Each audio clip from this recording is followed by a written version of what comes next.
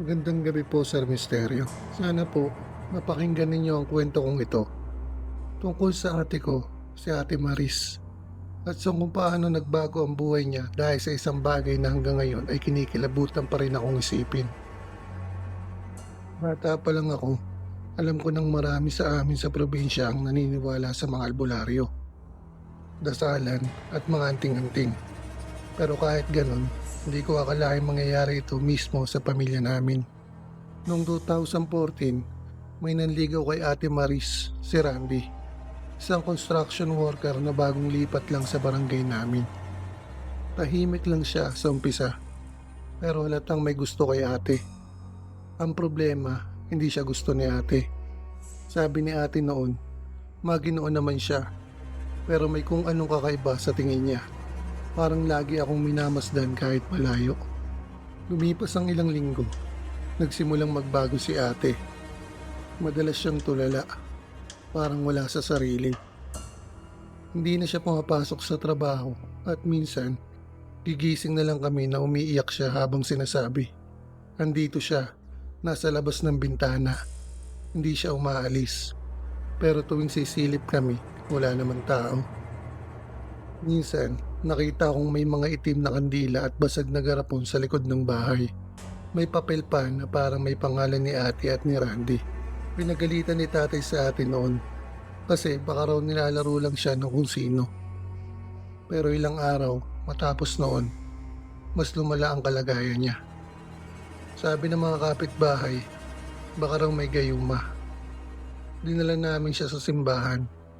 Pero tuwing may dasal, bigla siyang sisigaw, umiiyak at minsan tumatawa na parang hindi na siya yun. Sabi ng pare, baka raw hindi lang basta sakit sa pag-iisip, baka may nakadikit na masamang elemento. Lumipas ang ilang buwan, pinasuri namin siya sa doktor. Sinabing may psychotic break daw, pero walang malinaw na dahilan. Kahit anong gamot, hindi gumagana. Tuwing gabi, naririnig namin bumubulong siya ng pangalan ni Randy. Tapos biglang tatawa o minsan sisigaw ng, ang sakit, ang init. Isang gabi ng 2015, napansin kong wala siya sa kwarto. Nahanap namin siya sa likod bahay. Hawak-hawak yung lumang garapon na nakita namin dati. Tapos tinatakpan niya ng lupa habang paulit-ulit sinasabi, ibabalik ko na, tama na. Kinabukasan, dinala namin siya sa isang albularyo sa Lipa. Habang dinadasalan siya, biglang nagsuka si ate ng itim na likido na may bulok na langis. Sabi ng albularyo, may laman ng katawan niya, isang uri ng gayuma na ginamitan ng dugo. Pagkatapos noon, unti-unti siyang bumuti. Pero hindi na siya naging gaya ng dati. Parang may parte ng isip niya ang naiwan sa dilim. Hanggang ngayon, tahimik lang siya. Minsan, bigla na lang tatawa habang nakatingin sa wala.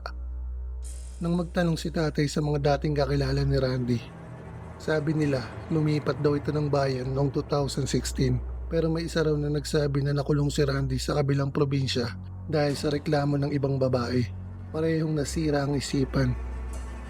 Minsan, kapag dumadaan ako sa harap ng kwarto ni ate, naririnig ko siyang bumubulong. Huwag mong tignan ang mata niya, Jericho. Doon nagsisimula ang lahat. Hanggang ngayon, tuwing naaamoy ko ang pinaghalong pabango at langis ng nyog, parang bumabalik lahat ng takot. Hindi ko alam kung totoo nga ba talaga ang gayuma. Pero kung nakita mo kung anong nangyari sa ate ko, hindi mo na kailanman gugustuhin malaman.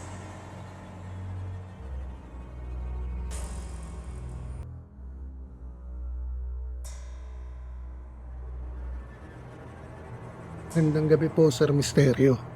Matagal ko nang gustong ikwento ito, pero ngayon lang ako nagkaroon ng lakas ng loob. Hindi ko alam kung tatawagin ko ba itong kabaliwan, sumpa, o kaparusahan sa ginawa kong mali. Pero isang bagay ang malinaw. Di mo kailangan maniwala sa gayuma para maramdaman ang epekto nito. Noong 2018, nakilala ko si Rico. Kaopisina ko siya. Simula pa lang, nagustuhan ko na siya. Pero may girlfriend na siya noon. Pilit kong nilalabanan ang nararamdaman ko. Hanggang isang araw, habang pauwi ako, napadaan ako sa Baklaran. Sa gilid ng simbahan, may mga nagtitinda ng mga anting-anting, mutya at langis. Nakatayo ako noon nang mapansin ko ang isang maliit na bote na may pulang likido na may label na pangbalik ng minamahal. Hindi ko alam kung anong nagtulak sa akin pero binili ko iyon. Sinabi ng tindera na ihalo lang daw sa pabango at siguradong mapapansin ka ng taong gusto mo. Hindi ako naniniwala sa mga gayuma pero sinubukan ko pa rin. Ilang araw lang, napansin kong biglang lumambot ang ugali ni Rico sa akin. Madalas niya akong kausapin at palaging gusto niya akong kasama. Sa una, masaya ako. Para bang natupad ang matagal ko ng gusto. Pero makalipas ang ilang linggo, nagbago siya. Madalas siyang mapagod, nagiging matamlay, at minsan parang wala sa sarili. Hanggang isang gabi, habang magkasama kami, bigla siyang nagsuka ng likidong kulay pula at itim. Amoy bulok, parang langis. Kinabahan ako pero sabi ng doktor wala naman siyang sakit. Mula noon, nagsimula rin akong makaranas ng sunod-sunod na kamalasan. Madalas masira ang mga gamit sa bahay namin. Nadulas ako sa banyo tapos nawalan ako ng trabaho. Pakiramdam ko may mabigat na enerhiya ang paligid ko. Laging parang may matang nakamasid. Isang araw, may nakilala akong matandang albularyong malapit sa baklaran. Ipinaliwanag niya na hindi daw totoong gayuma ang nabili ko, kundi sumpa. Ang mga ganitong bagay daw ay may hinihinging kapalit. At kadalasan, hindi pera. Ipinagawa niya sa akin ng isang ritual gamit ang tubig ng nyog at dasal. Saka ipinasunog ko ang bote ng gayuma. Habang nasusunog iyon, naamoy ko ang napakabahong amoy na parang bulok ng laman. Pagkatapos ng ritual, tila gumana ang paligid ko. Pero sa Rico, tuluyan ang nawala. Wala nang paramdam, para naglaho na lang bigla. Ngayon, tuwing dumadaan ako sa baklaran, hindi ko na tinitignan ang mga nagtitinda sa paligid ng simbahan. Wala nang halaga sa akin ng mga pangako ng pag-ibig sa bote. Pero minsan, sa kalagitnaan ng gabi, kapag naaamoy ko yung lumang pabango na ginamit ko noon, parang may malamig na hangin na dumadaan sa likod ko. Minsan, iniisip ko, baka hindi pa tuluyang tapos ang epekto ng ginawa ko. At sa tuwing naiisip ko yun, nananaginip ako ng mga mata na pulang-pula, nakatitig lang sa akin sa dilim. Hanggang dito na lang po ang istorya ko. Muli po, Sir Misterio. Ako po si Lara at mula noon, natutunan ko ang pag-ibig na pinilit ay may kapalit na hindi magugustuhin. Bayaran.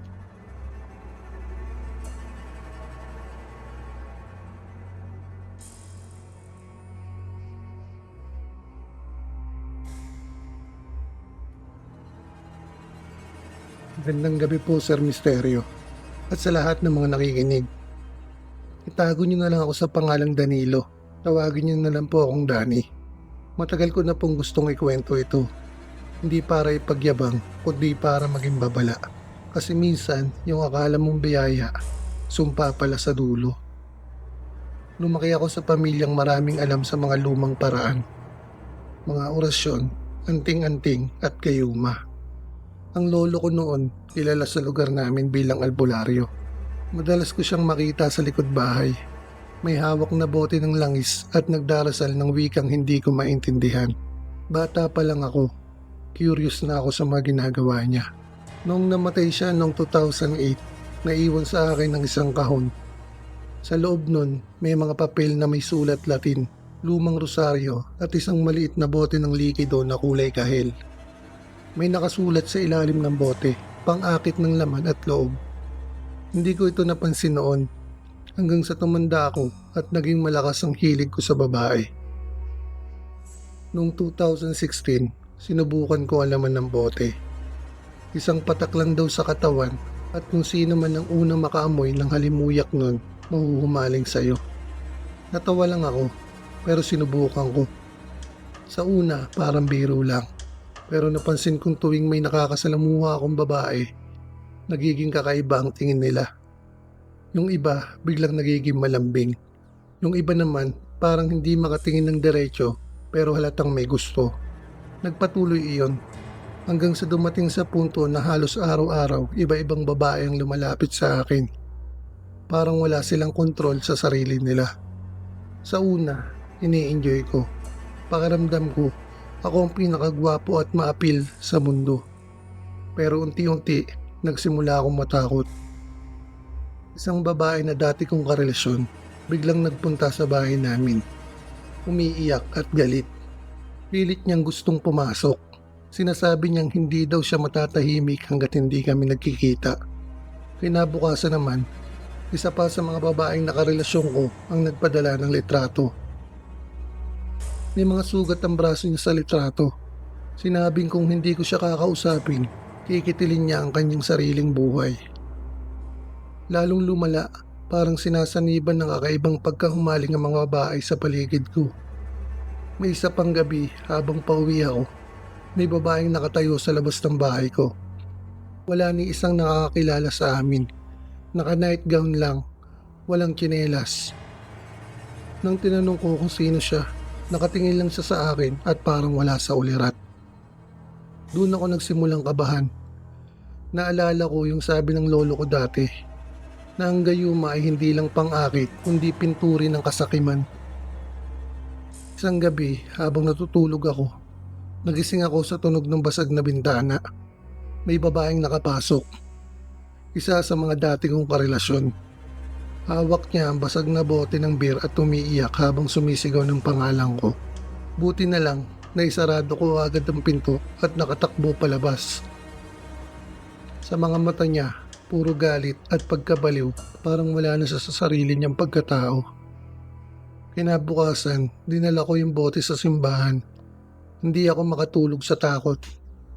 Pinakita ko sa pari at sinabihan ako na wag ko na raw muling gamitin iyon. Pinabasbasan ko ang bote at nang ibuhos ang laman sa lupa, napansin kong hindi ito basta natapon. Parang kumulo, nagmistulang apoy at unti-unting naglaho. Simula noon, tinigilan ko na ang lahat. Lumipat ako ng tirahan, lumayo sa mga dating babae at nagsimula ng panibagong buhay. Pero hanggang ngayon, may mga gabi pa rin na parang may humahaplos sa dibdib ko. Ang amoy niya ay yung parehong halimuyak ng lumang gayuma ng lolo ko. Minsan, kapag napapatingin ako sa salamin, parang may anino sa likod ko. Hindi ko alam kung may mahinasyon lang o yung espiritu ng gayumang minsan kong ginamit para sa kalibugan. Hanggang dito na lang po ang kwento ko sa misteryo. Maraming salamat po sa pagbahagi. At ito ang katotohanan. Ang tawag ng laman ay pansamantala, pero ang sumpa ng gayuma, habang buhay.